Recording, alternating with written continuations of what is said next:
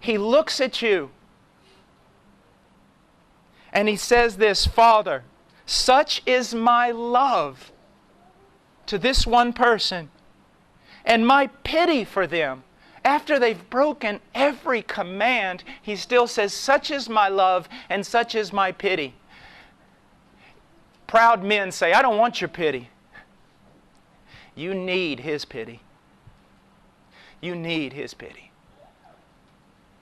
We are pitiful. He says, such is my love to and pity for them, that rather than they shall perish eternally, I will be responsible for them as their guarantee. Bring in all thy bills, Father, that I may see what they owe thee. Now, sometimes a young man will get married, and after he gets married, he'll start getting a little shaky on his commitment. He said, I had no idea marriage was this tough. I don't know if this is really what I'm made to do. You see, he was boasting about how much he would love this girl. He had no idea the commitment he was going to have to make. But that is not true with Christ. Here he says to the Father, Father, bring in everything they owe thee. Let me see it. Imagine this. He sees everything that you owe justice. He doesn't go to that cross blindly. He doesn't get on the cross and say, no, Father, I don't want to do this. I didn't know it would cost so much. He knew from eternity how much it would cost Him, and yet He still did it. But listen to this. Bring in all thy bills that I may see what they owe thee. Lord, bring them all in. Now listen, believers, if this doesn't make you so happy you weep or cry out for joy, you're not understanding what I'm saying. He says, bring in all the bills. Bring them all in, that there may be no after reckonings with them. Do you see what He's saying? Bring in every one of their bills from the time they were born to the time they die. Everything they owe thee, Father. Bring them all in.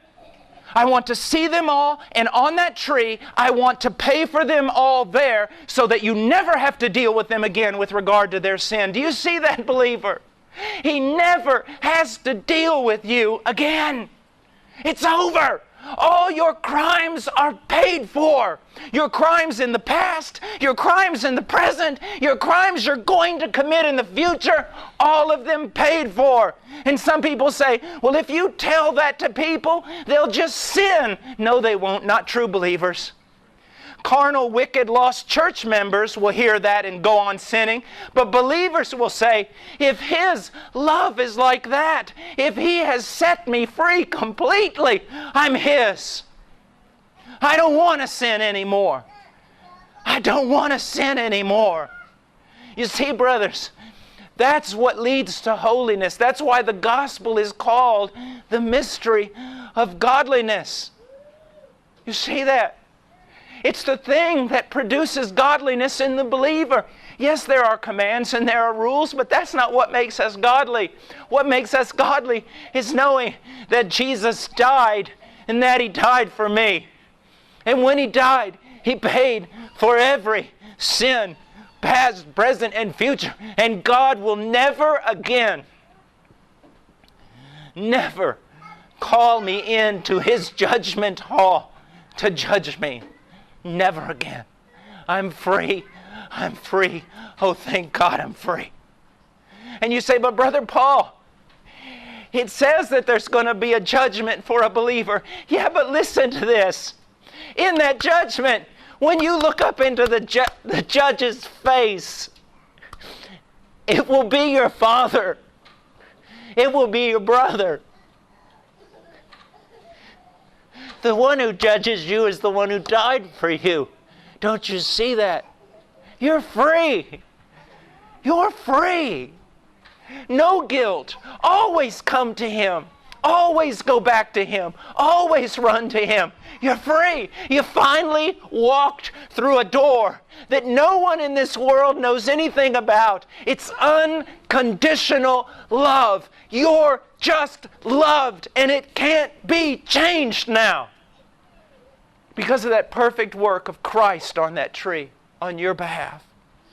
Christ so loved you, so loved His bride, that He who was ruler of all things, the heir of the universe and beyond, He became a servant because of His love for His bride, because of His love for you as individuals.